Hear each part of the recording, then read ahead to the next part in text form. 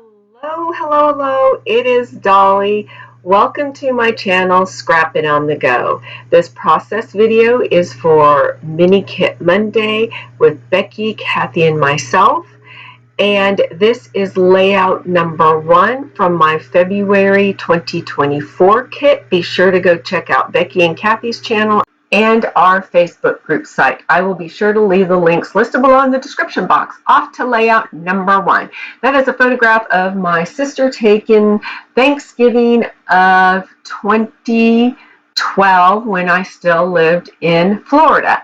We have some pink Fresh Studio stickers. We have stickers from Close to My Heart. We have acrylic pieces from Close to My Heart. We have enamel dots from Close to My Heart, and these papers are from Close to My Heart. And this is just going to be a simple block design. And what I mean by that is I'm going to cut these papers, these pattern papers, these 2 pattern papers, matter of fact, in blocks. And I'm going to layer them underneath my photograph. And then I'm going to embellish around those blocks, on top of those blocks, underneath those blocks of paper. And it's just a standard type design. Again, I've been absent from scrapbooking for 5 months, 4 months, something like that.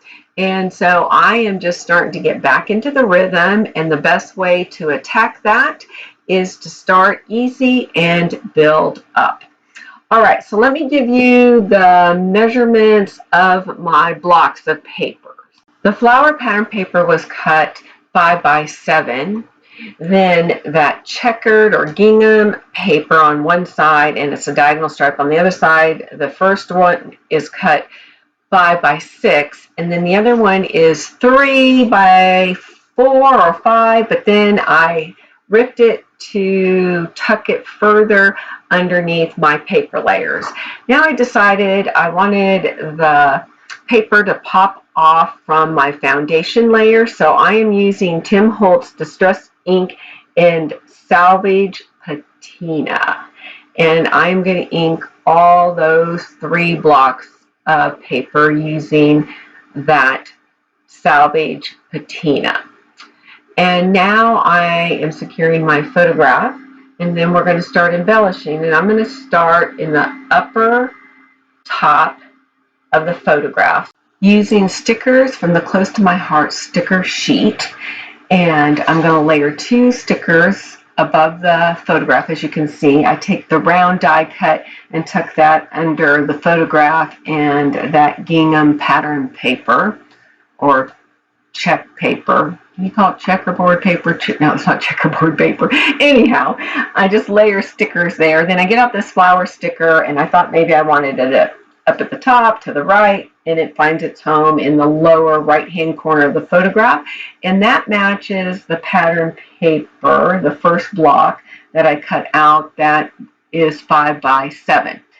Now these are chipboard pieces, or I forgot what Close to My Heart refers to them, but anyway, they're not as thick as a chipboard, but not as thin as a die cut. So I got out this title that says All Smiles, and it brings out the blue in that flower pattern paper and the flower sticker in the lower right hand corner. And then the other sticker phrase says Homemade Happiness, because like I said, this is a photograph on Thanksgiving Day. My sister was in town visiting me in Florida in 2012. And so I thought Homemade Happiness was perfect because she's just sitting down to enjoy her Thanksgiving dinner cooked by myself. For her. Me cooking for her. Boy, spit it out, Dolly. That chipboard piece is an old chipboard piece, and I don't remember. It's either going to be Maggie Holmes or Jen Hatfield. I think it's Jen Hatfield. And then the other little sticker says, Love This. And I can't remember what I do next. Oh, I felt like your eye was falling off again from this layout. You know, your eye was falling off the page.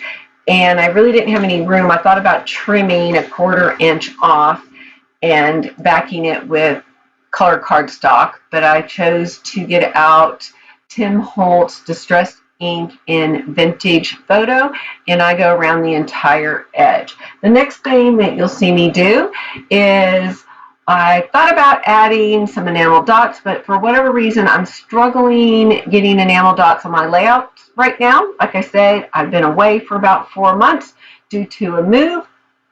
And like I said, I have a new little scrap area, but I probably only have about a quarter of my supplies out.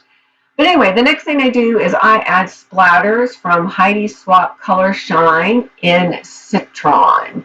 And then my layout is complete.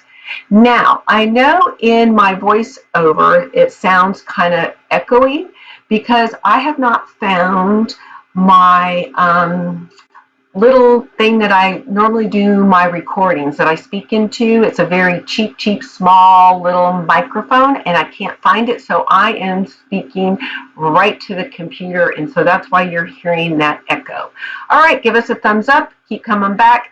Most of all, get out your scrappy supplies, document those memories in a fun, creative way, and do a little bit of journaling. And like I said, keep coming back and share my channel. Bye.